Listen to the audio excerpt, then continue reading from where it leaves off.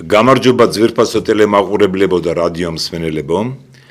დღეს 2026 წლის 10 მარტია. პირდაპირ ეთერში არის კომენტატორ რეკორდსმენის, საქართველოს დამსახურებული ძნელის, თბილისის საპატიო მოქალაქის ბატონ ჯამლეთ ხუხაშვილის სახელობის საავტორო სპორტული ტელეგადაცემა, რომლის ამყვანი ვარ მე, სოხუმელი ჟურნალისტი თენგიზ ბაჭკორია. მინდა წარმოვადგინო დღევანდელი გადაცემის სტუმრები. ორი სტუმარი არის ჩვენთან. ორივე დებიუტანტი ამ გადაცემის, თორემ ტელევიზიით და საერთო საჯარო სივრცეში ხშირად არიან. პირველი ახალგაზრდებს მივანიჭოთ უფრო უპირატესობა. პირველი ჩვენი სტუმარი მინდა დავასახელო, წარმატებული ხელბურთელი, საქართველოს ეროვნული ნაკრების კაპიტანი ბატონი თემო ორჯონიკიძე, თეიმურაზ ორჯონიკიძე. დიდი მადლობა თემო, რომ მობრძანდით. დიდი მადლობა და როცა უკვე გადმოგცემთ სიტყვას, უფრო ფართო წარდგენას გავაკეთეთ თქვენი როგორც სპორტსმენის, როგორც პროფესიონალის და როგორც ადამიანის, რომელიც თითქმის მთელი ცხოვრება არის ხელბურთში, ხომ ასეა? კი. ჩვენი გადაცემის მეორე სტუმარი არის ვეტერანი კალათბურთელი კობა ლიკლიკაძე. კობა, დიდი მადლობა რომ მობრძანდით. კობა, თითქმის რაც მე ჩემი თავი მახსოვს, დაახლოებით 35 წელი არის ჟურნალისტიკაში, ტიტულოვანი წარმატებული ჟურნალისტი და ამჟამად არის საქართველოს ვეტერანების საქმეთა სახელმწიფო სამსახურის საერთაშორისო თანამშრომლობის პროტოკოლისა და საზოგადოებასთან ურთიერთობის კოორდინატორი. ხომ სწორად თქვენ, დიდი სტანდები ხო, დიდი სავსებით ხო? და მაგრამ დღეს მოვიწვიეთ როგორც ვეტერანი კალათბურთელი, რომელიც 80-იან წლებში თამაშობდა საქართველოს გუნდებში და შემდგომში როცა გახდა საკმაოდ ცნობილი და წარმატებული ჟურნალისტი და ბოლო დროსაც ზოგჯერ თამაშობს ვეტერანებში, ხო, ზოგჯერ თამაშობს. ეს საიდუმლო ინფორმაცია არ არის, კოსმოსიდან ყველაფერი ჩანს, ბატონო კობა. დიდი მადლობა რომ მობრძანდით. საინტერესო საუბარი გველოდება ხელბურთზე, კალათბურთზე და არა მარტო ხელბურთზე და კალათბურთზე. რასაკვირველია, რამდენიმე სიტყვით ჩვენ შევეხებით ფეხბურთს, ოღონდ სხვა კუთხით ქალთა ფეხბურთის გასვლით მატჩს, რომელიც გაიმართა საბერძნეთთან, კრეტაზე, კუნძულ კრეტაზე, მაგრამ სანამ ამ თემებზე დავიწყებთ საუბარს, რასაკვირველია, პირველ რიგში მინდა გითხრათ რამდენიმე სიტყვა. 9 მარტს თბილისში საქართველოს პრეზიდენტის რეზიდენციაში გაიმართა ძალიან საინტერესო ლამაზი ღონისძიება. ეს იყო საქართველოს მოციქურავეთა ნაკრების წევრების დაჯილდოება და საქართველოს ფიგურული ციგროების ფედერაციის ხელმძღვანელობის დაჯილდოება. მონაწილეობდნენ ამ ღონისძიებაში საქართველოს პრეზიდენტი, საქართველოს პრემიერ-მინისტრი, პარლამენტის თავმჯდომარე, სპორტის მინისტრი, ოლიმპიური კომიტეტის პრეზიდენტი, სპორტის სამყაროს ხალხი. ეს შეგიძლიათ იცით ალბათ უკვე ნახეთ სხვადასხვა სატელევიზიო არხებით ამ შესაბამისი სიუჟეტები. თავრობის ვებგვერდ საიტზეც არის, სპორტის სამინისტროს საიტზე, პრეზიდენტის, ოლიმპიური კომიტეტის, მაგრამ დღეს მინდა შემოგთავაზოთ მოკლე ინტერვიუ, რომელიც ჩავიწერე მე 9 მარტს საქართველოს პრეზიდენტის რეზიდენციაში ამ დაჯილდოების შემდეგ და ჩავიწერე ლუკა ბერულავა. წარმატებული ჩვენი მოციგურავე, ამ წელს ის გახდა ევროპის ჩემპიონი. იანვრის ბოლოს ევროპის ჩემპიონი გახდა ანასტასია მეტელკინა-მეწყვილესთან ერთად და თებერვალში ლუკა ბერულავამ და ანასტასია მეტელკინამ ძალიან გაგვახარეს. თებერვალში მილანში ზამთრის ოლიმპიურ თამაშებზე მოიპოვეს ვერცხლის მედლები, გახდნენ ოლიმპიური თამაშების ვიცე-ჩემპიონები და ეს იყო ჩვენთვის საქართველოსთვის მნიშვნელოვანი, იმიტომ რომ არც საბჭოთა კავშირის პერიოდში, არც დამოუკიდებლობის პერიოდში საქართველოს არასოდეს არ ქონდა არც ერთი სინჯის მედალი ზამთრის ოლიმპიურ თამაშებზე. ყველაზე დიდი წარმატება იყო მე-9 ადგილი კობა წაკაზის ჩვენი სახელოვანი სპორტსმენის ოლიმპიურ თამაშებზე 72 და 60-იან წლებში და 22 წელს უკვე დამოუკიდებლობის პერიოდში საქართველოს მოციქურავეთა ნაკრებმა პეკინში გამართულ ზამთრის ოლიმპიადაზე დაიკავა მე-5, მე-6 ადგილი და ტექნიკური პარამეტრებით ჩინეთს მიანიჭეს მე-5, ჩვენ მე-6. ამ ოლიმპიადაზე მილანში ჩვენმა ნაკრებმა, მოციგრავეთა ნაკრებმა დაიკავა გუნდური მეოთხე ადგილი. ეს იყო ისტორიული შედეგი, ყველაზე მაგარი. ხო, წარმოიდგინეთ ისეთი გრანდ ქვეყნებში, ქვეყნებთან ჭიდილში მეოთხე ადგილი დაიგეთ. პატარა დაგვალდა ბრინჯაოს მედლებისგან საუბარია გუნდურ სახეობაში. მაგრამ ლუკა ბერულავამ და ანასტასია მეტელკინამ ძალიან გაგვახარეს. ლუკას დიდი ხანია ვიცნობ, 2019 წლიდან არის საქართველოს ნაკრების წევრი, ბოლო 7 წელი.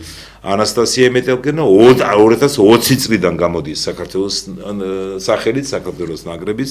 ლუკა წარმოშობით სოხუმელია, ვიცნობ მას 2019 წლიდან, ვიცნობ მის მშობლებს, დედა, მამა, ბაბუა, ბებია ცხოვრობდნენ სოხუმში 1993 წლამდე.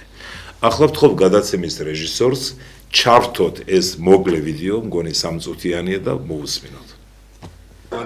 გამარჯობა, გომორძგუა, ხოჩალადე ესტრონურად.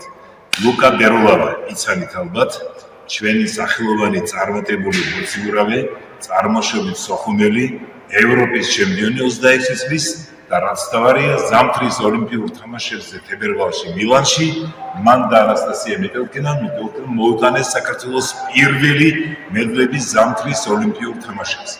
კიდევ ერთხელ გავიმეორებ, ლუკა არის სოხუმელი, დედა, მამა სოხუმელები, ბებია, ბაბუა სოხუმში ცხოვრობდნენ 93 წლამდე. როგორ ზანდებით? კარგი, პირველ რიგში დიდი მადლობა ყველას გულშემატკივრებს. ჩემთვის ეს ძალიან მნიშვნელოვანია და ყველაფერს გცნობ.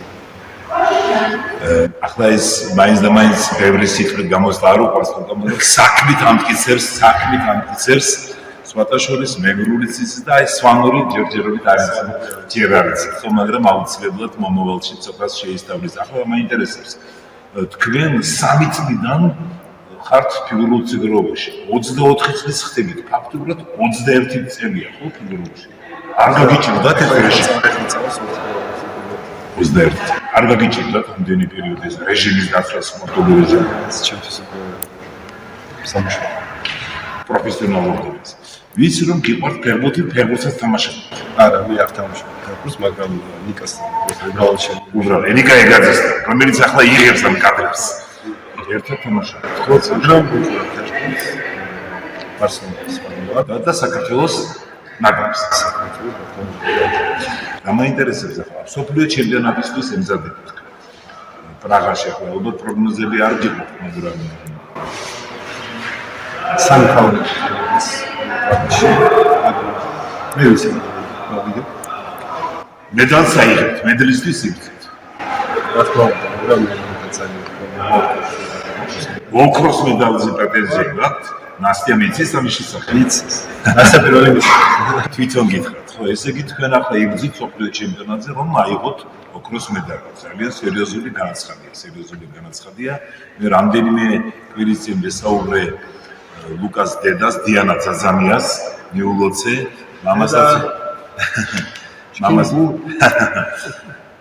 დიდი მადლობა ლუკა გენაცვალე, წარმატებები მინდა გისურვოთ და ყოველთვის იხსენებს რომ ის დევნილთა ოჯახშია გაზრდილი, წარმოშობით სოხუმელია და ამასთანავ ვიდეო რომ დადეთ, რომ თქვენ გახსოვთ ბაბუა თქვენი ბატონი ტარიელი, რომელიც მე მახსოვს სოხუმიდან, იმ ტურში მუშაობდა და ბაბუა თქვენ გახსოვთ გასტავრიდად დევლანის ხო, დევლანის. წარმატებები ჯგირორ და ჯგირო. დიდი მადლობა. ლუკა ერთი დღე იმყოფებოდა თბილისში, როგორც მე მითხრეს ფიგურული ციგრობის ფედერაციის პრეზიდენტმა ქალბატონო მაკა გიორგობიანმა, მითხრა რომ გუშინ საღამოს გაფრინდა ერთი დღე, იმიტომ რომ ახლა ემზადებიან ლუკა და ნასტია ემზადებიან მსოფლიო ჩემპიონატისთვის და მე ალბათ აპრილში კიდევ ჩამოვა და შესაძლებელი თუ იქნება გადაცემაშიც მოვიყვანთ ამ გადაცემაში.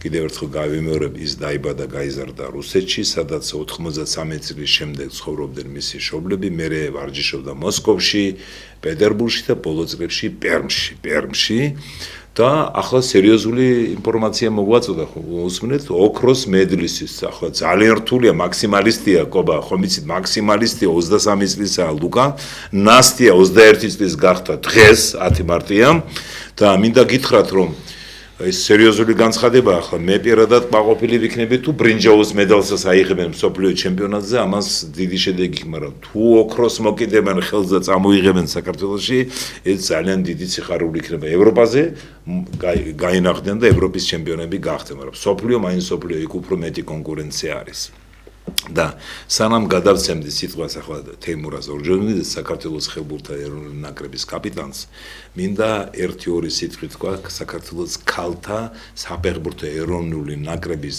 მატჩზე მსოფლიო ჩემპიონატის შესარჩევი რაუნდის მატჩი გაიმართა რამდენიმე დღის წინ გაიმართა კრეტაზე ირაკლიონში და წავაგეთ რასაკვირველია იმისეთი 4-5 ძირითადი ფეხბურთელი გვაქვს და მათ შორის ნაკრების კაპიტანი ანა ჩემინავა ერთ-ერთი უძლიერესი ფეხბურთელი თეონა ბაგრაძე მაგრამ თავარი ის იყო რომ კრეტაზე მცხოვრებმა ქართველებმა ახლა ჩაირთება შესაბამისი ფოტო ვიდეო მასალა საბერძნეთთან ნაკრები ფოტო მასალა და ვიდეოც არის ბოლოს კრეტაზე მცხოვრებმა ქართველებმა ძალიან დიდი ყურადღება გამოიჩინეს, მე წინას გამოიჩინეს ყურადღება და ინტერესი ამ მატჩის მიმართ, ირაკლიონში გაიმართა ეს შეხვედრა. ძალიან კმაყოფილი ვარ მე იმით, რომ დაახლოებით 30 ქართველი, ვინც ცხოვრობს, უფრო მეტი ცხოვრობს, ხედავთ მატჩის კადრებს, ფოტოებს, კრეტაზე ირაკლიონში მცხოვრებმა ქართველებმა, არამატო ირაკლიონში ახლო მდებარე ქალაქებში მცხოვრებმა ქართველებმა დაახლოებით 30 ადამიანმა, როგორც შემატყობინეს მივიდა ამ შეხვედრაზე და პირველი არხით სპორტით იყო რეპორტაჟი და სულ ქართველი ხედავთ ჩვენ კომაგებს, ქართველების ხმა ისმოდა, იმიტომ რომ პატარა სტადიონზე 30 კაცის ხმა ძალიან აქტიურად კომაგობდნენ, მოვიდნენ მატჩამდე 15-20 წუთით ადრე განთავსდნენ ტრიბუნებზე ეს ფოტო მასალა მომაწოდა მე ბატონმა კარლო გიორგაძემ, ქუთაისელი კაცი, რომელიც იქ ცხოვრობს ოჯახთან ერთად უკვე 25 წელია თუ მეტი არა. კარლო გიორგაძესთან დამაკავშირა ლაგოდეხელმა ქალბატონმა ტასო ბოდაველმა, რომელიც აქ საქართველოში ცხოვრების პერიოდში იყო დამსახურებული პედაგოგი სკოლაში, მერე ბაგაბაღში და არის ამჟამად საქართველოს ქალთა კავშირის წარმომადგენელი კრეტაზე. ქალბატონმა ტასომ დამაკავშირა კარლო გიორგაძემ და ბატონმა კარლომ მოახერხა თითქმის ძირითადი მასის ქართველებისთვის ინფორმაციის მიწოდება და წარმოიდგინეთ ახლა ყობა თქვენ იცით რას ნიშნავს სპორტსმენისთვის უცხო სადღაც კუნძულზე თამაშობ და მოდიან და კომაგობენ პატარა სტადიონზე 30 ადამიანის ხმა ძალიან კარგად ისმის შეიძლება დიდი სტადიონზე და 30000 კაცი ეტევა იქ ვერ გაიგო მაგრამ ნახევრად ცარიელი იყო ის სტადიონი მაგრამ აქტიურად უკომაგეს ჩვენი გოგოებიც იბრძოდნენ ბოლომდე თანაბარი იყო პირველი ტაიმი მეორე ტაიმში გოლ ჰქონდა საგოლე მომენტები და მე 1-0-ზე 2 ბურთი გაგვიტანეს მაგრამ ძალიან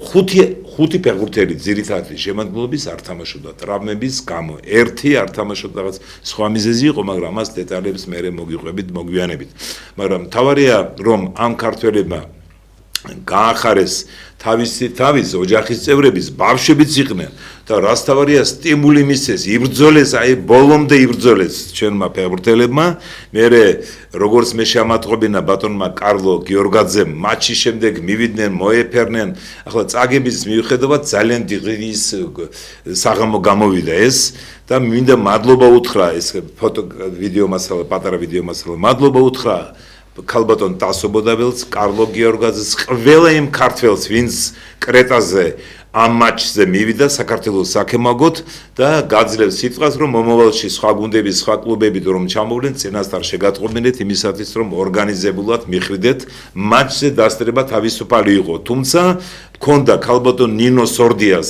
და ჩვენი ქალთა ფეხბურთის ფედერაციის პრეზიდენტის და ჩვენი მენეჯერის თანხმობა რომ ყოფილიყო ბილეთები ამ ჩვენ ქართველებს ბილეთებსაც დაურიგებდნენ მაგრამ ბატონმა კარლო გიორგაძემ წინასწარ იზრუნა გაარკვია სტადიონზე და მივიდნენ 30 კაცი და ძალიან დიდი ძალა ახლა თემო თქვენ იცით რას ნიშნავს გასვლით მატჩზე აქტიური კომაგობა პატარა დარბაზში ან პატარა სტადიონზე და დიდი მადლობა მინდა უთხრა მათ, დიდი მადლობა გოგოებს რომ იბრძოლეს. აპრილში გვაქვს კიდევ ერთი გასვლითი მატჩი ფარერების კუნძულთან, მერე უკვე ზაფხულში გვექნება აქ მატჩი, ორივე მატჩი სახში და როგორც ჩვენი ნაკრების თავარმა წნელმა ირის ანტონმა განაცხადა, ჩვენ ვიბრძით იმისათვის, რომ მეორე ადგილი დავიკავოთ, ეს მოგცემს საშუალებას გავარძელოთ ეს შესარჩევი რაუნდი, იმიტომ რომ საბერძნეთის ნაკრები უფრო ძლიერი ითვლება რეიტინგით და კლასით და არჩევანიც მეტი აქვს და დიდი მადლობა მათ. ახლა კი სიტყვა მინდა გადავცე თეიმურა ზორჯონიკიძეს. დიდი მადლობა თემო რომ მობრძანდით, კიდევ ერთხელ გავიმეორებ. თემო ორჯონიკიძე საქართველოს ხელბურთელთა ეროვნული ნაკრების კაპიტანი, წარმატებული ხელბურთელი, 30 წლის მზამდებით, ხო ბატონო? დაოჯახებული კაცია, ბავშვობიდან არის ხელბურთში. მამამისი ბერკა ორჯონიკიძე წარმატებული ხელბურთელი, ეროვნულ ნაკრებში თამაშობდა საკმაოდ კარგ დონეზე კლუბებში, მერე იყო არის მწვრთნელი ახალგაზრდულ ნაკრებებში, ასაკობრივ ნაკრებებში და ეროვნულ ნაკრებშიც მუშაობდა, სულ ხელბურთშია და ახლაც აგრძელებს ხელბურთის ფედერაციაში. ახლა რატომ მოგიწევთ პირველ რიგში თქვენ როგორ ზანდებით, მე მახსოვს შევახსენებ მაყურებლებს რომ შარშან მაისში, როცა საქართველოს ეროვნულ ნაკრებმა დაამარცხა სახში საბერძნეთის ნაკრები და მეორეჯერ მოიპოვა უფლება იასპარეზოს ევროპის ჩემპიონატის ფინალურ ეტაპზე, რომელიც იანვარში გაიმართა, თქვენ მიიღეთ სერიოზული ტრავმა. ერთ-ერთ სათამაშო ჩვეულებრივი ეპიზოდი იყო ალბათ, ხო? როგორ ახατε სერიოზული ტრავმა იყო, ვიცი რომ თითქმის 9 თვეა, ხო, არ თამაშობთ. როგორ მიდის რეაბილიტაცია? პირველ რიგში მოგესალმებით, მადლობა კიდევ ერთხელ მოწვევისთვის. ხო, 8 მაისს მივიღე ტრავმა, მნიშვნელოვანი თამაში იყო, მოგეხსენებათ გავედით ევროპის ჩემპიონატზე მეორეჯერ, ვიასპარეზეთ უკვე, მე სამწუხაროდ ვერ მოვასწარი გამოკეთება, გამოვტოვეს ევროპის ჩემპიონატი. ჯერ კიდევ არა ვარ წყობაში, ჩემ გუნდთანაც ახლა მელოდნენ რომ იანვარში დავბრუნდებოდი, მაკედონიაში თამაშობ ამჟამად ოჰრიდში, მაგრამ ფაქტია რომ ჯერ ვერ ბრუნდები, ამიტომაც გუნდთანაც ასე ვთქვათ, მოვრიგდით და წამოვედი გუნდიდანაც, ჯერჯერობით მაქვს შემოთავაზებები, მაგრამ არ ვჩქარობ არავისთან ხელის მოწერას, იმიტომ რომ დაზუსტებით არ ვიცი, როდის დავბრუნდები, მაინც მაქვს პრობლემები, ტკივილები, ვარჯიშობ სისტემატიურად, მაგრამ მაინც ჯერჯერობით ვერ ვარ წყობაში. ამიტომ ამჯერადაც ახლა ისრაელთან თამაშსაც გამოვტოვებ ამ ორ თამაშსაც და დიდი იმედი მაქვს, რომ თუ წელს მოვახერხებთ ამას, ერთადერთი იქნება აი ესპანეთთან თუ ისრაელის ეტაპი გადავლახეთ, ესპანეთთან ვითამაშებ ალბათ ერთადერთი მაგ იმედით. თქვენ აღნიშნეთ რომ ვარჯიშობ ინდივიდუალურად ფიზიკური ვარჯიშები ბურთთან ჯერ არა. ჯერ ბურთთან არა. ნუ აღარ ვჩქარობ, რადგანაც წელს გუნდიდან წამოვედი და მაქვს დრო, მთელი წელი მოქვს წინ, ამიტომ აღარ ვჩქარობ ივლისამდე, ნუ მინიმუმ ივლისისთვის უნდა ვიყო მზად. ამიტომაც ბურთთან ჯერ არა, ნუ ბურთთან უკვე გესმით კონცენტრაცია უკვე ფერს. თქვენ თქვით რომ გუნდიდან კლუბზეა საუბარი, ბოლო კლუბი რომელი იყო თქვენი? მაკედონიაში თამაშობდი ოჰრიდში. ხო. და იქიდან უკვე რადგანაც ტრავმა ჰქონდა, უკვე გაწყდა ეს თქვენ შეთანხმებით გაწყდა. ჩემი კონტრაქტი ისედაც თავრდებოდა ამ წელს, მაგრამ რადგანაც ვეღარ ვაგრძელებდი, აუხსენი სიტუაცია, გუნდმაც გამიგო და ასე ვთქვათ, წამოვედი, გავწყვიტე კონტრაქტი გუნდიდან. ახალ ასე ვთქვათ, მენეჯერის შემოთავაზებებს არ ვიღებ. იმიტომ რომ ჯერ ზუსტად არ ვიცი, როდის ვიქნები მზად და მირჩევნია რომ ბოლომდე ჩამოყალიბდე, მე თვითონაც ფეხი უკვე ვიგრძნო და მე გადავწყვიტა უკვე საით წავიდე. კი. გასაგებია. ეს რეაბილიტაციის პროცესი როგორც ექიმები მეუბნებიან, ჯობია 2-3 კვირით უფრო გვიან დაიწყოთ ვარჯიში ბურთთან, ვიდრე ადრე, იმიტომ რომ შეიძლება გამოიწვიოს კიდევ ახალი ტრავმა, როგორც ნიკა კალანდაძეს ჰქონდა, გახსოვთ თქვენ, 2 წელი გამოტოვა ფაქტიურად, ხო, საფრანგეთში, შამბერიში იყო და ჩვენი ნაკრების ერთ-ერთმა მთავარმა წარსულში. მარტო ნიკამ სხვათა შორის ამ ბოლო დროს 2-3 ქართველს მოუვიდა ეგრე. ერთხელ გაიწვიტა არ ვიცი, ადრე თითქოს არა უკვე კარგად გზულდნენ. თავად დაიწყეს, მაგრამ აი მეორეჯერაც მოუვიდათ. უკვე 3 მოთამაშეს ვიცი, ქართველს ვისაც მოუვიდა, ნაკრების წევრები იყვნენ 3. მესმის. პროფესიული სპორტი ყოველთვის არის, პროფესიულ სპორტში ყოველთვის არის რისკი ტრავმის, მით უმეტეს თქვენ ისეთი თავგაწირვით იბრძოდით, აი საბერძნეთთან ძლიერი გუნდი დავამარცხეთ, იქ ერთი ბურთი წავაგეთ, აქ დავამარცხეთ, გავედით მეორეჯერ ევროპის ჩემპიონატზე.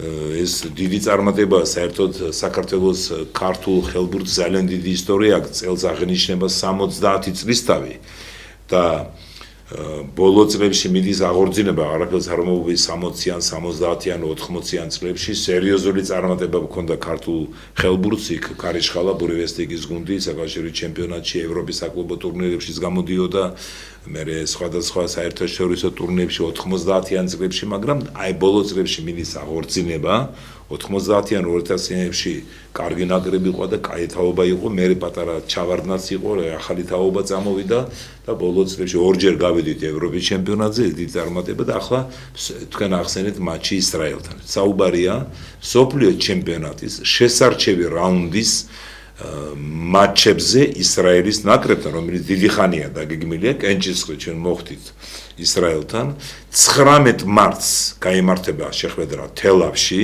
მეორე მატჩი ისრაელის ნაკრებთან საპასუხო მატჩი წესით ამ დიდი ომის დაწყებამდე ასე იყო ინფორმაცია, რომ უნდა გამართულიყო თელ-ავივში, მაგრამ არსებული სიტუაციიდან გამომდინარე, როგორც შეგვატყობინეს საქართველოს ხელბურთის ფედერაციიდან და დღეს დაგვიდასტურა ბატონმა ვახტანგ მეიფარიანმა, ჩვენი ფედერაციის პრეზიდენტმა, საქართველოს ნაკრების ყოფილმა კაპიტანმა, მეორე მატჩიც იქნება თელ-ავივში.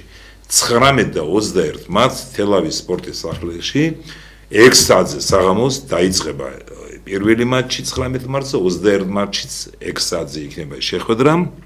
შეთანხმება არის მიღწეული ევროპის ხელბურთის ფედერაციას. თანახმა არის, რომ ეს მატჩი მეორე მატჩი გაიმართოს აქ და არა სტუმრად ახლა ისრაელში წარმოუდგენელია დღევანდელ დღეს, მაგრამ როცა იქ სხვა ომი იყო ერთი წლის უკან, ისრაელის ნაკრები რუმინეთში თამაშობდა და სხვაგანაც, მაგრამ ახლა შეთანხმება არის, რომ 19-21 მარტს იქნება თელ-ავივში და მივმართავთ თხოვნით თელ-ავივში მცხოვრებ ჩვენ თანამემამულეებს, გულშემატკივრებს, ხელბურთელებს, ვეტერან ხელბურთელებს, ახალგაზრდებს, ვისაც უყვარს სპორტი, ჩაიწერეთ 19-21 მარტს თელ-ავივში გაიმართება ეს მატჩი და იქ ინფორმაცია, დამატებითი ინფორმაცია იქნება საქართველოს ხელბურთის ფედერაციის გვერდზე. Facebook გვერდზე და საიტზე საქართველოს ხელბურთის ჯერ კიდევ საკმარისი თხოვა დღეს 10 მარტია. ახლა თქვენ ახსენეთ მაკედონიის კლუბი, სადაც თქვენ თამაშობდით. მანამდე თქვენ მაკედონიის გარდა კიდე სხვაგან გათამაშები და კარიერა დაიწყო საქართველოში, თბილისში. როგორ მოხდა ეს? აი მინდა კითხოთ ახლა, მე კი ვიცი, მაგრამ მამა ხელბურთელი, სპორტულ გარემოში იზრდებოდით. თუ ჯერ სხვა სპორტში იყავით, თუ მამიკომ გირჩიათ ხელბურთი, თუ უბრალოდ გადაიღეთ ახლა პატარა იყავით და ავტომატურად ბავშვებს უყვართ, თავის თავზე მორგება იმისა, რადგან არიან დაკავებული მშობლები იმას აკეთებენ. როგორ მოხდა ეს? ხო, მამა ჩემი იყო ხელბურთელი, დედა ჩემი კალათბურთს თამაშობდა სხვადასხვა. მაგრამ მამა ჩემმა, ასე ვთქვათ, მე დავიყვანო, მივხედავო, ხო, გადაწყვეტილება ეხა ოჯახში გადაწყდა, რა თქმა უნდა, მე ეხა ვიყავ 9 წლის, ვინმე კითხებოდა მაგ დროს ჭუას. ხო, 10 წლის. არა, გეკითხებოდნენ, მაგრამ გადაწყვეტილებას თვითონ იღებდნენ. ხო, ჩემთვის ეხა მაშინ სულ ერთი იყო, ოღონდ მერბინა სადღაც, ხო.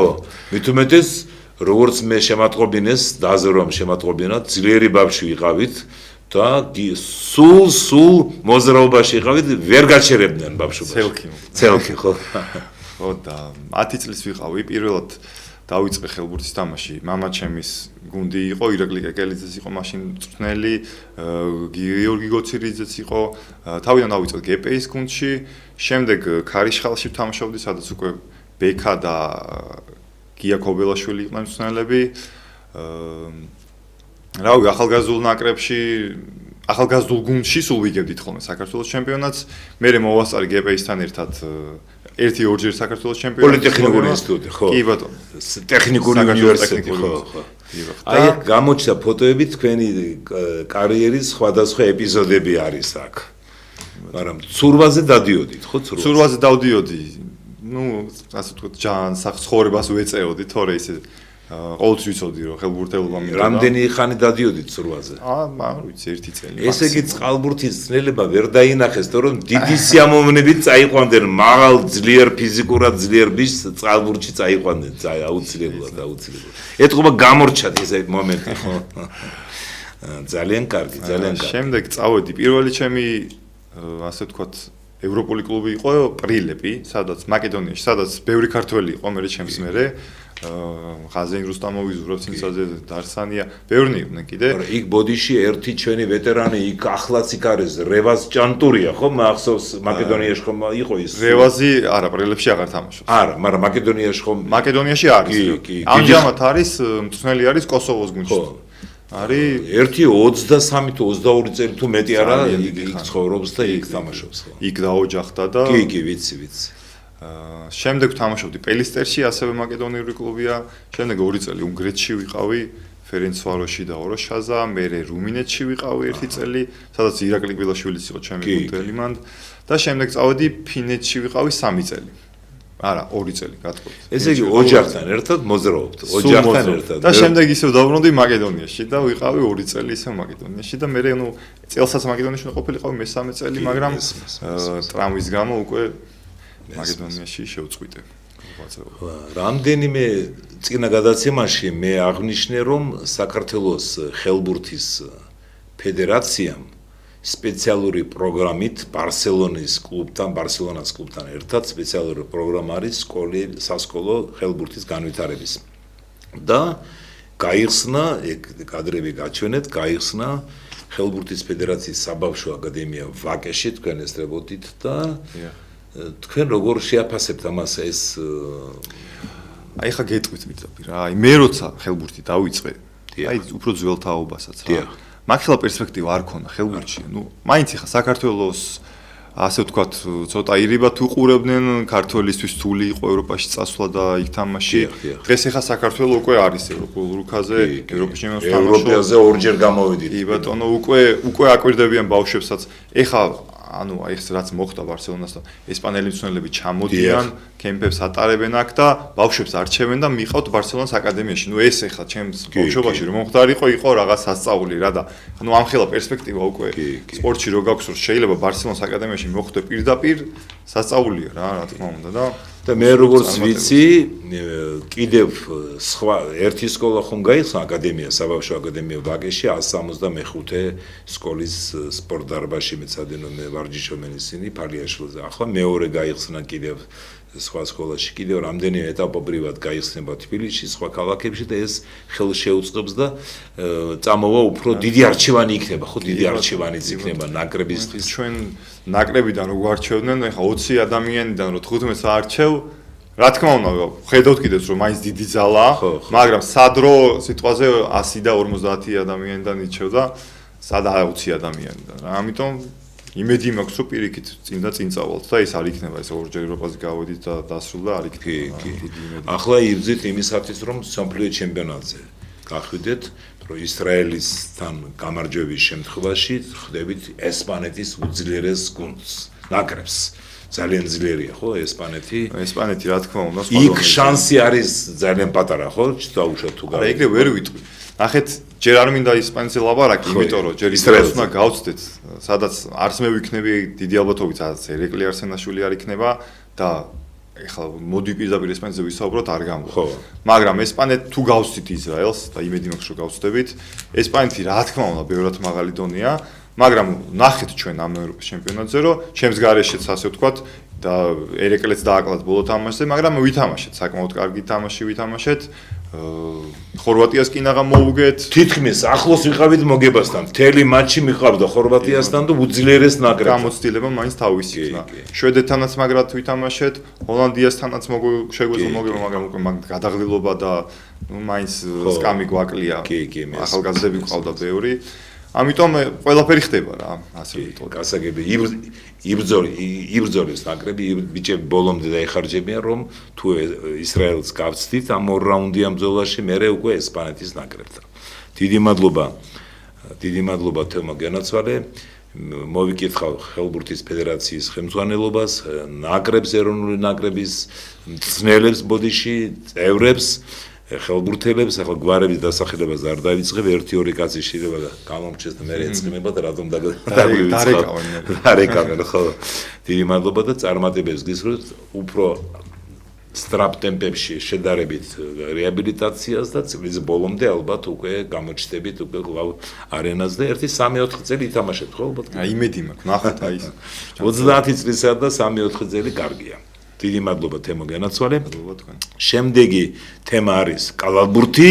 კალათბურთი რადგანაც ჩვენ მოვიწივიეთ ვეტერანი კალათბურთელი კობა ლიკლიკაძე, კიდევ ერთხელ გავიმეორებ 80-იან წლებში კობა ლიკლიკაძე თამაშობდა ჭაბუკთა გუნდებში საქართველოში ლოკომოტივში ხო ლოკომოტივის გუნდში კობა წარმატებით თამაშობდა იმ პერიოდში როგორც კოსმოსიდან დაგვიდასტურეს დიდი პერსპექტივა ჰქონდა მაგრამ ბევრი მიზეზის გამო გადავიდა მერე უკვე სხვა სფეროში აღმოჩნდა ჟურნალისტიკაში დიდი წარმატებები ჰქონდა ჟურნალისტიკაში და რაც თავარია კიდევ ერთხელ მინდა წარვადგინო კობა ლიკლიკაძე არის ამჟამად საქართველოს ვეტერანების საქმეთა სახელმწიფო სამსახურის საერთაშორისო თანამშრომლობის პროტოკოლისა და საზოგადოებასთან ურთიერთობების კოორდინატორი მაგრამ სიყვარული კალათბურთის მიმართ იყო და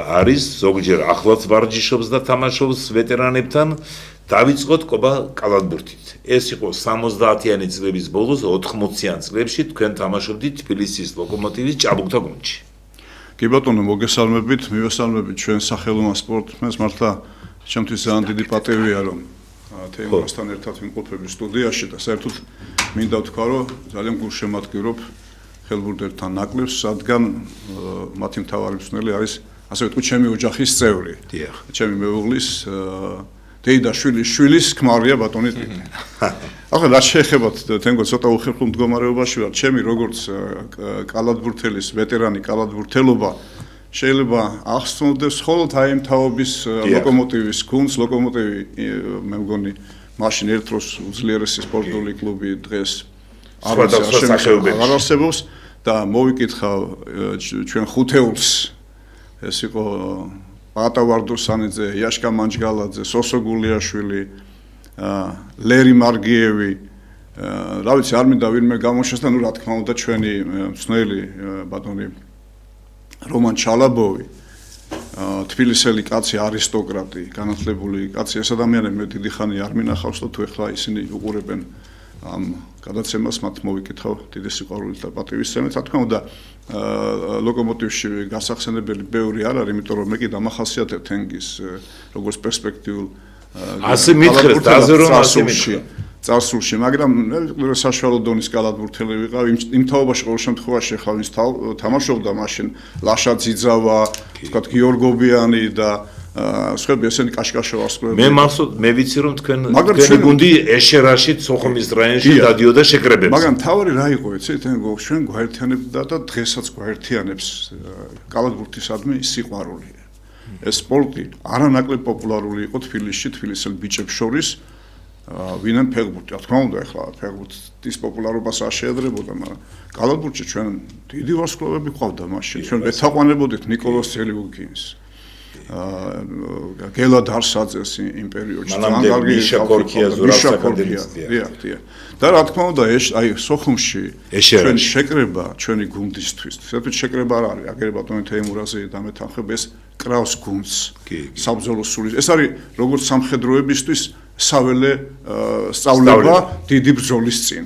და აი უცებ გაგვიმართლა და ვართ სოხუმში. კაი შედარება გააკეთეთ. ერთ-ერთი პროფესიული ტექნიკური სასწავლებლის ტერიტორია დავიკავეთ მთლიანად ლოკომოტიველებმა. აქ იყვნენ ბარჯის, ესე იგი სხვადასხვა სახეობის ისინი და კალათბურთელების და ნათელი წერტილი ამ ყველაფრის განსაკუთრებით იყო ის, რომ ეშერაში იმ ცნობილ სპორტულ ოლიმპიური ბაზა. საბჭოთა მნიშვნელობის ოლიმპიურ ბაზაზე კვირაში ერთხელ ქონდა შესაძლებლობა გვევარჯიშა და გრაფიკის მიხედვით ეს ხდებოდა ყოველთვის, როდესაც ქალთა კალათბურთის ნაკრები ამთავრებდა ვარჯიშს, მათ განსაკუთრებული პირობები ჰქონდათ თენგო და მახსოვს გასახთელებში ტოვებდნენ ხოლმე შოკოლადებს და რაღაცებს წვენებს, რომელსაც მათ უხალხავდნენ და ჩვენთვის ეს სანატრებელი იყო, ასეთი რამ რაციონში არ ჰქონდა. დიდი დეფიციტი იყო. ვეუბნებოდით რა კარგები არიან ღმერთო, იმდენი მიეცი ამ ადამიანებს, რომ სულ დატოვა ყველაფერი და აი ესეთი სახალისო ამბავი იყო, რა თქმა უნდა და იქიდან მახსოვს, რომ როდესაც დავბრუნდი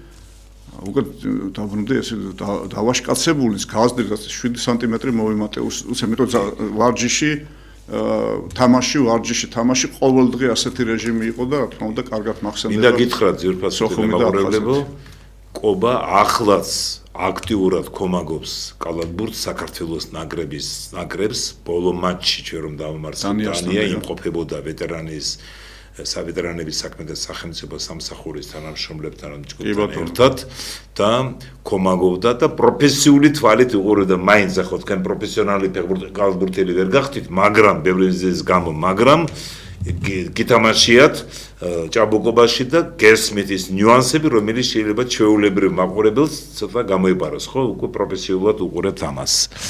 ახლა კალათბურთიდან მინდა გადავიდეთ თქვენ დღევანდელ სამსახურში. 22-25 თებერვალს ბაკურიანში გაიმართა ჩაირთვება შესაბამისი ფოტო-ვიდეო მასალა, გაიმართა სპეციალური ღონისძიება, რომელშიც მონაწილეობდნენ 1992-13 წლებში და 2008 წლების ომების ვეტერანები, საერთაშორისო სამხედრო მისიებში დაჭრილი მეომრები და შშმ პირები. ამ ღონისძიების ორგანიზატორები იყვნენ საქართველოს ვეტერანების საქმეთა სახელმწიფო სამსახური და საქართველოს ახალგაზრდული მედია კავშირი. ბატონი კობა იმყოფებოდა იქ, მეც ვიმყოფებოდი იქ და ამ ღონისძიების ბოლოს გაიმართა ტურნირი მშვილდოსნობაში და იმ დღეს 24 თებერვალს ბაკურიანში ჩავიდა საქართველოს ვეტერანების საქმეთა სახელმწიფო სამსახურის დირექტორი გენერალ-მაიორი კობალაძე, რომელიც 92-13 წლებში იყო იმ ომის მონაწილე, რუსეთ-საქართველოს ომის მონაწილე იყო სპეციალური სადაზვერვო ბატალიონ შავნაბადას ხელმძღვანელი, ხო? მეთაური, ხო? ახალგაზრდა კაცი იყო, იმ დროს უ ახალგაზრდა ბიჭი იყო კობალაძე და იცავდა საქართველოს ერთიანობას. აი ამ ტურნირის შესახებ ეს შეიძლება ღონისძიების შესახებაც რამდენიმე წუთი ვთქვათ, ბატონო კობა, იმიტომ რომ ეს საინტერესო იყო, თქვენი გამოსვლაც იყო საინტერესო, აი ხედავთ იმ ტურნირის შილდოსნობის კადრებს და მე გადაცემის ბოლოს 3 წუთი დავიტოვე ერთი ჩვენი ახალგაზრდა კალათბურთელისთვის, რომელმაც გააოცა საქართველო, გაახარა და გააოცა მთელი ევროპა მერკულაძეზე ეს არის ის ტურნირი. ძალიან სასიამოვნო აღმოჩენა იყო ამ ახალგაზრდა კალათბურთელის. აი შილდოსნო ხატია გავაშვილი საქართველოს ახალგაზრდული მედია კავშირის ხელმძღვანელი, რომელიც აქტიურად არის ჩართული ასეთი ღონისძიებებში ბოლო წლებში და თქვენ სამსახურთან ერთად, ხო ეს იყო? კი და ხატია მსხვილთაშორის არ იცის, მე არ მithkams მისთვის, რომ ჩვენ ვისაუბრებდით ამ თემაზე და ამიტომ სიურპრიზი მივესალმები აქედან განსაკუთრებით კიდევ ერთხელ ულოცავ ქალთა დღეს, დედის დღეს, გაზაფხულს ულოცავ. თენგო, მე პირველ რიგში შენ გეტყოდი მადლობას როგორც ვეტერანს. შენ ჩვენი ვეტერანთა დიდი ოჯახის წევრი ხარ, ჩვენ ვამაყობთ ამით და შენი ყოფნა იქ აი ამ ერთობლივ სპორტულ ღონისძიებებზე და შენი გამოსვლა, როდესაც შენი საუბრე ქართულ-აფხაზური კონფლიქტის ძირებზე, მის 90-იან წლებში მიმდინარეობაზე და შემდეგ იმ ვითარებაზე, რაც დღეს არის და რაღაცა გამოჩნდა, გამოიჭიატა რაღაცა პატარა იმან, რომ შეიძლება ადამიანური ურთიერთობების დონეზე სახალხო დიპლომატიის სახით და ისეთი კაი რამეები თქვი, რომ უყურებდი როგორი დაზაბული ყურადღებით და ინტერესით გისმენდნენ აუდიტორია და ვინ იყვნენ ეს ადამიანები, ესენი იყვნენ 92-93 წლების ომის ვეტერანები, მერე 2008 წლის მოვლენების საქართველოს ომის ვეტერანები, შშმ პირები და მე ვფიქრობ, რომ კარგ ტრადიციას ჩაეყარა საფუძველი იმ სპორტულ ღონისძიებებთან ერთად, რომლებიც მართლა აი სპორტში აქტიური ჩართულობით ამ ადამიანებს ამ კატეგორიის მოქალაქეებს დაჭრილი მეომრები მონაწილეობდნენ. აძლევს ძალიან დიდ სტიმულს და ერთ-ერთმა მახსოვს თქვა კიდევაც, რომ ეს არის საუკეთესო შესაძლებლობა, რომ იგრძნო თავი სრულფასოვან წევრად, იმიტომ რომ ახლა აქტიურ წევრად, აქტიურ სრულფას მაპატეთ აქტიურ წევრად და ასეთი ღონისძიებები მათ ერთმანეთთან ძალიან აახლოებს და აკავშირებს აი ამ სპორტულ ღონისძიებას და მარტო ეს თენგო შენ კარგად იცი ახლა თუ ვინმეს აქვს სპორტის შესახებ ფართო და ვრცელი ინფორმაცია, რომ საქართველოს ვეტერანთა სახელმწიფო სამსახურის კოლგის ქვეშ თავდაცვის სამინისტროსთან ერთად მოქმედებს რაგბის კლუბი, რომელიც საქართველოს ჩემპიონატში გამოდის. ასევე არის ამპუტანტ, სწორად ვამბობ, ამპუტანტთა ფეხბურთში ნაკრებს, ეროვნულ ნაკრებს ეხმარებით. იმ აქტივობებზე ვლაპარაკობ, ახლა უშუალოდ თქვენი სამსახური, ვეტერანთა სამსახური. ან ახორციელებს, ან თანამონაწილეა ამ ყველაფრის. ეტაპობრივად იზრდება ეს მხარდაჭერა, როგორც მე ვიცი. და რა თქმა უნდა, ჩვენ უნდა გადავუხადოთ მადლობა ყველა ფედერაციას, კალათბურთის ფედერაცია იქნება ეს, რაგბის ფედერაცია, რომელმაც რამდენიმე მოსაწვევი გამოგვიგზავნა, რათა ჩვენ დავესწროთ ამ მატჩებს და უქომაგოთ ჩვენს გუნდებს, რომლებიც ბოლო რამდენიმე წელია მართლა ძალიან კარგი შედეგებით გამოირჩევიან და გვახარებენ. არ გაგაწყვეტინეთ, მაგრამ ამ სიტუაციაში გაგაწყვეტინეთ, ჩემზე რომ ვლაპარაკობ უხერხულად ვირძენი, მაგრამ შილდოსნობის ტურნირი რომ ახსენა, ბოლო დღეს შემომთავაზეს შენს უნდა მიიღო მონად. მე ვუთხარი ნავარჯიშები არა ვარ და ხა ის შილდი სხვაგან რომ წავიდეს, რაღაცა რომ მოხდეს დავაზარალო, მე ვუთხარი უნდა ვივარჯიშო, რომ შემდეგ წელს მივიღო მონაწილეობა და სპეციალური პროგრამით გავდივარ ვარჯიშებს, რომ ახლა საუკეთესო ვერ ვიქნება, რომ ხუთეულში რომ მოხდე ამ შილდოსნობის ტურნირში, ეს კარგი იქნება. დიდი მადლობა, კობა. ახლა შენ აღნიშნე ეს ვიცი რომ თვითონ თქვენი სამსახური აქტიურად არის ჩართული სხვადასხვა სახეობებში მხარდაჭერის კუთხით, არა მარტო ვეტერანების და საერთაშორისო მისიებში, ავღანეთში, ერაყში დაჭრილ მეომრების რებელი, არამედ მათი სპორტულ ცხოვრებაში აქტიური შესაბამისი ჩარჩოებში რასაკვირველია. და ახლა კლუბ მინდა დაუბრუნდე კალათბურთს შენი ნებართვით. ყველა მიცის ძვირფასო ტელემაყურებლებო, რომ საქართველოს ნაკრებმა თებერვლის ბოლოს და მარტის დასაწყისში წყინვალედ ხარისხის თამაში აჩვენა დანიასთან. კი, ველოდებოდით გამარჯვებას დანიასთან, რომ დანიას ორი კაცი არ ყავდა, ჩვენს არ ყავდა რამდენიმე კალათბურთელი, მაგრამ მაინც ველოდები, მაგრამ ისე ოსტატურად, დამაჯერებლად, ლამაზად ითამაშეს იქაც და აქაც, შანსი არ დაუტოვეს დანიას და ამ მატჩების ერთ-ერთი გმირი იყო ალექსანდრე მერკვილაძე. ბევრისთვის, ახლა ვინც კალათბურთში ჩახედულია, იცის ეს გვარი, იცოდა, მაგრამ ვიწრო წრემ მასისთვის, გულშემატკივრების დიდი ფართო საზოგადოებისთვის ეს გვარი უცნობი იყო და რასაკვირველია, მე უფრო მეტი დავინტერესდი მამამისი ჭაბუკი მერკვილაძე. ვიცნობ დიდი ხანია, როცა ქუთაისში ჩავდიოდი 2014-15 წლებში იქ სოხუმის გუნდი, ქუთაისის გუნდთან, მამამისიც კალათბურთელი იყო ჭაბუკი მერკვილაძე. მე ვესაუბრე ამ დღეებში არ იჩქაროთ ეს ფოტო, აქ არის ამ ფოტოზე 10 წლისა მგონი ალექს მერკვილაძე, ეს უკვე MVP გახდა ბავშვობაში ქუთაისში ალექსანდრე მერკვილაძე ქუთაისში დაიბადა, გაიზარდა. იქ დაიწყო თამაში კალათბურთში, დედა ეკატერინე წულუკიძე პროფესიით პედაგოგი, მამა ჭაბუკი მერკვილაძე პროფესიით ინჟინერი, მაგრამ ის იყო კალათბურთელი, 80-იან წლებში თამაშობდა ქუთაისის ჭაბუკთა გუნდში, მერე პოლიტექნიკური ინსტიტუტში რომ ჩაირიცხა გპ-ში, იქ თამაშობდა 1 წელი, მერე მეატოვა გააგზავნა სწავლა. აქ კადრებში თქვენ ხედავთ ალექსანდრე მერკვილაძეს, ის ქუთაისში გადაღებული ფოტოებია 10, 11, 12 წლის, ეს ოჯახმა მომაწოდა ეს კადრები. ქუთაისი ტრადიციულად კალათბურთის სამჭედლოდ თითლებოდა. ქართული კალათბურთის, ეს უკვე სხვა პერიოდების არის. ვესაუბრე ამ დღეებში არა მარტო ბატონ ჭაბუკი მერკვილაძეს, მამას, არამედ თვითონ ალექს მერკვილაძეს, ის ბელგიაში თამაშობს, ბელგიის კლუბში.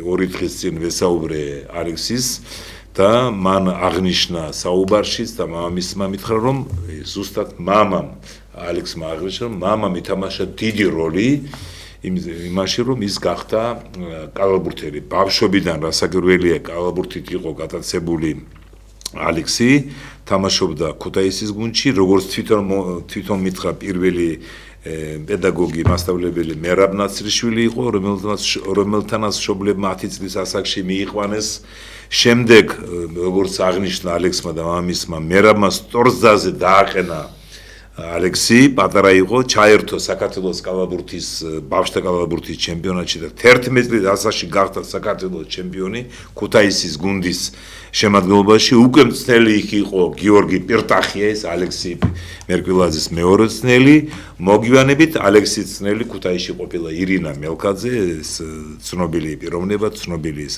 მწვრთნელი და 14 წლამდე ალექს მერკვილაძე თამაშობდა ქუთაისში და 14 წლის ასაკში წავიდა ამერიკაში იქ ჯერ სწავლობდა სკოლაში იყო შესაბამის ლიგაში თამაშობდა მერე უკვე სტუდენტურ ლიგაში რამდენიმე კლუბში უნივერსიტეტების და ყველგან რასაც აღსანიშნავია გობა სკოლაშიც და უნივერსიტეტის გუნდებში იყო კაპიტანი შემთხვევით არ ხდება ხო თქვენ თემო ხართ კაპიტანი ხელბურთელთა ნაკრების ისიც არა მარტო ლიდერი უნდა იყოს როგორც პროფესიონალი როგორც სპორტსმენი არამედ თვისებებიც უნდა კონდეს იმისა რომ გუნდმა ამ მწვრთნელმა აგირჩიოს და აგნიშნოს ან აგირჩიოს კაპიტნად და სხვათა შორის მინდა გასულ წელს ალექსი მერკვილაძე კიდევ თუ შეიძლება ის ფოტოები ძალიან ლამაზი ფოტოებია ფოტოს მაგრამ ერთი ბავშვობაში გადაღებული ერთი ორი კაი სამქულიანი რო ჩააგდო არა ბავშვისო ვაჩვენოთ იქნებოდა საბერძნეთში თამაშობდა შარშან და ცოტა ხანი და ახლა ბელგიაში თამაშობს ბელგიის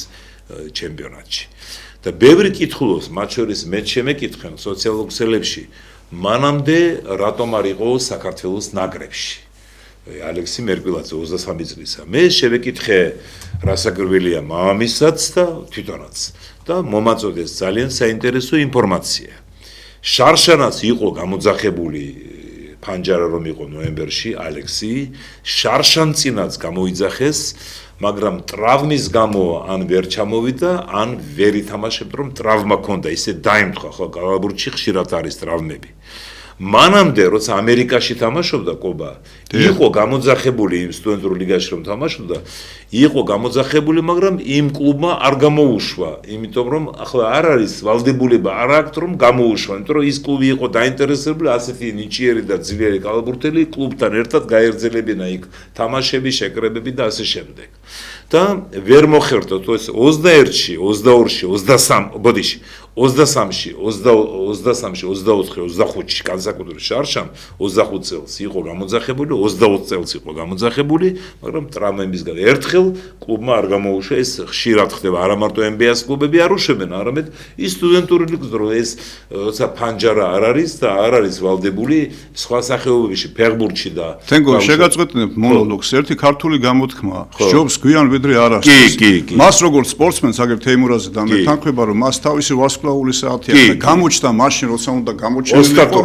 თანაც გამოჩნდა როგორ გამოიბწყინა და ღმერთს ვთხოვოთ რომ ამ ბიჭმა ასე უშეს თომოთ და ასე ლამაზად განაგზოს თავისი კარიერა გაგვახაროს სამქულიანებით შემოთენგო არა მარტო სამქულიანობით არამედ ძლიერია ყველანაირად პროფესიონალურად მორალურად გონებრივად ყველანაირად ძლიერი ბიჭია მადლობა მას და მამამის ოჯახს დედას რომ ასეთი შვილი გაზარდეს მადლობა მინდა უთხრა წარმატებულ და ცნობილ კალათბურთელს ნიკა წკეტიშვილს რომელიც ბოლო წლებში არის საქართველოს კალათბურთის ფედერაციის ვიცე-პრეზიდენტი რომელმაც როგორც მე კოსმოსიდან მაცნობეს კობა მან გარკვეული წილი შეიტანა იმაში რომ ნაკრების მწვრთნელებს მიექციათ ყურადღება ჯერ კიდევ შარშანწინ ალექსანდრე მერკვილაძის თამაშისთვის და გამოიძახეს ტრამვის გამო ვერ ითამაშა მაგრამ მოვიდა ის დრო როცა მშვენიერად შევიდა ნაკრებში და ბევრს გაუხარდა იმიტომ რომ ასეთი შემოსვლა, ასეთი დებიუტი თითქმის ძალიან იშვიათობა არა მარტო საქართველოში, არამედ ბევრ სხვა ქვეყანაში ასე ოსტატურად, ასე პროფესიონალურად, ასე ვითომ დიდი ხანია თამაშობს, ხო კობა, ვითომ 5 წელია თამაშობს ნაკრებში და არ გაუჭირდა არც ადაპტაცია, არ შეწყობა და დიდი დახმარება გაგვიწია და იმედი გვაქვს რომ კიდევ გამოჩნდებიან ასეთი დონის ან დაახლოებით ასეთი დონის კალათბურთელები ითამაშებენ და ჩვენ გვაქვს მატჩები. მე დარწმუნებული ვარ შენ რაღაცა იცი რადგან კოსმიურ ძალებთან გაქვს ფარული კავშირი, ალბათ რაღაცა სხვა ინფორმაციაც გაქვს, რომელსაც მე გამოვაცხადო, კიდევ არის. დიდი მადლობა ალექს, დიდი მადლობა მამამის ბატონ ჭაბუკის, დიდი მადლობა დედამის ქალბატონ ეკატერინე წულუკიძეს და მადლობა კალათბურთის ფედერაციის იმ წარმომადგენლებს, კალათბურთის ფედერაციას და ნაკრების წვრილებს, რომ ასე ლამაზად მოახერხეს ამ ბიჭის შეყვანა და გვაჩვენეს რა დონის კალათბურთელი ყავს ჩვენ. ჩვენი გადაცემის დრო ყობა გენაცელი ამოიწურა.